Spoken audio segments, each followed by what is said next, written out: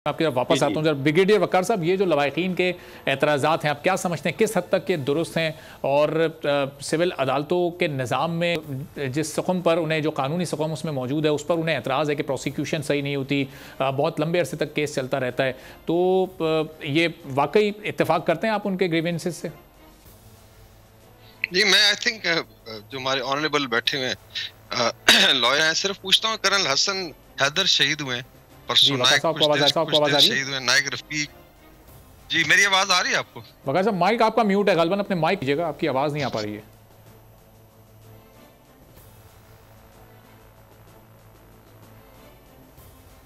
जी जी, वकार साहब बात कीजिएगा।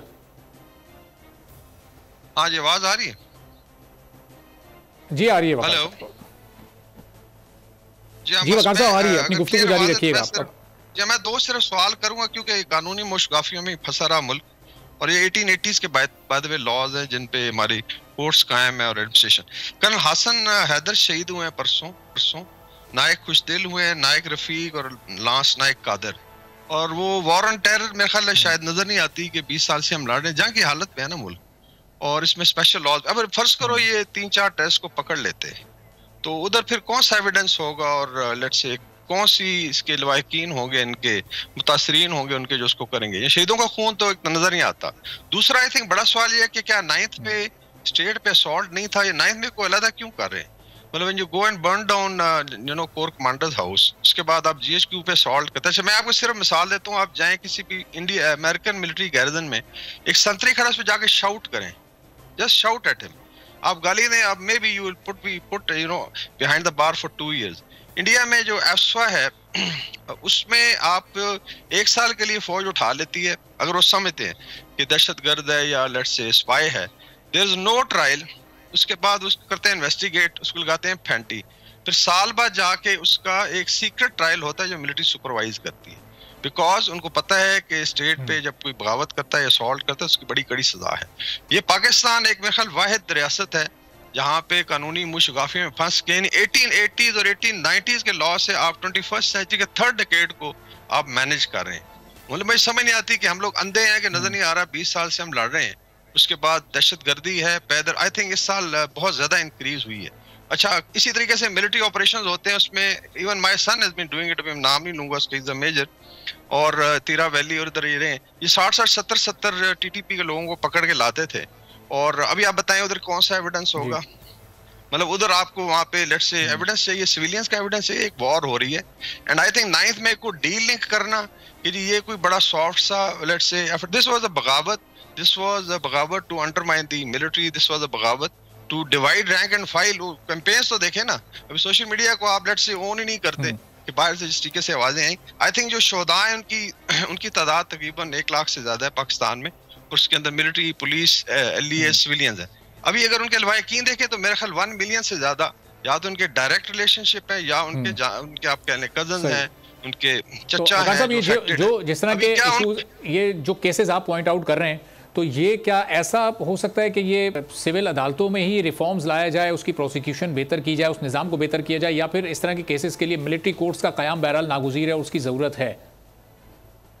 जिसमें डिटरेंस नहीं रहती। देखें ये जो कह रहे हैं ना कि I am a brigadier retired, और ये कहें जी कि जैसे हमें बेसिक लॉ का नहीं पता है, यस ये जरूर है, फिर अपील होती है, जैग ब्रांच उसको सुपरवाइज करती है, देन दे हैव अपील पूरे सिविल सिस्टम में, हाई कोर्ट्स तक जा सकते हैं, they can go up to Supreme Court. बात वही है कि आपने अगर टेररिज्म को रोकना है तो आपको स्पीडियर ट्रायल्स चाहिए, और सिविल में मुझे पता है हमने तो अपने इवन रूटीन वाले आई थिंक दीवानी मुकदमे 20-20 साल अटके रहते हैं, सो उसकी मैं आई थिंक मिसाल। फिर look at the load on the courts, इस वक्त मेरे ख्याल में 24 लाख केस पड़ा हुआ है पाकिस्तान की अदालतों में ऑल टोल्ड, और उसमें इसका मतलब है कि आप अगर टेररिज्म के केसेस उधर ले जाते हैं या असॉल्ट ऑन द स्टेट के, तो आप एक्चुअली लोड इंक्रीज कर रहे हैं। I am not criticising courts, लेकिन I think it is one of the worst performing system हमारा जुडिशियल सिस्टम, उसको रिफॉर्म करने की जरूरत है।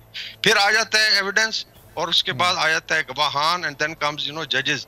Eight time they are reluctant, वो रिस्क नहीं लेते, उनको ओपन धमकियां मिलती थी, आपको याद होगा ये जो पिछली दहाई में हुआ उनके साथ। सो ऑल टोल्ड, और इसमें पाकिस्तान की फौज है ना जी, या तो ना कि आप जजेस ने चेहरों पर नकाब ओढ़कर केसेस सुने और फैसले दिए हैं, इस तरह के वाकयात भी हुआ है। अल्जीरिया में हुआ था। मैं पूछता हूं इनसे, सीरिया और इराक में कौन सी अदालतें चल रही हैं इस वक्त? तो फिर तो आप सिविल वॉर की तरफ जाते हैं। खुदा ना खास्ता ये दहशतगर्दों को तो उन्होंने मुबारकें दी हैं और इंडिया में मजाक उड़ाया जा रहा है। एंड दिस इज बांग्लादेश में आप चले जाएं, इंडिया में देयर आर स्पेशल लॉज हैं इनके।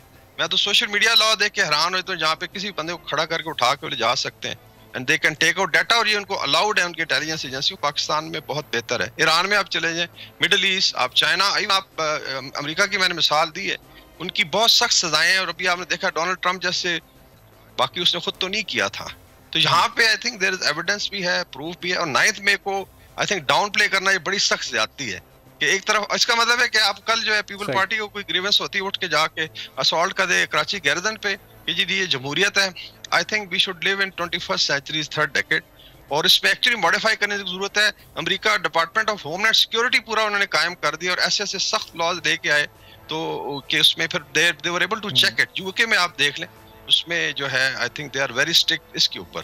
तो आप तो लड़ रहे हैं ना, या तो ना कि नॉर्मल सी है, आपके साथ दो हॉस्टाइल नेबर्स हैं, तो मेरी यही रिक्वेस्ट होगी कि इसको इस पैराए में देखा जाए। बाकी ठीक है, आई एम नॉट अ लॉयर, लेकिन इतना जरूर है कि इतनी कॉमन सेंस है कि नजर आता है। सब्सक्राइब करें और बेल दबाएं ताकि कोई खबर रह न जाए।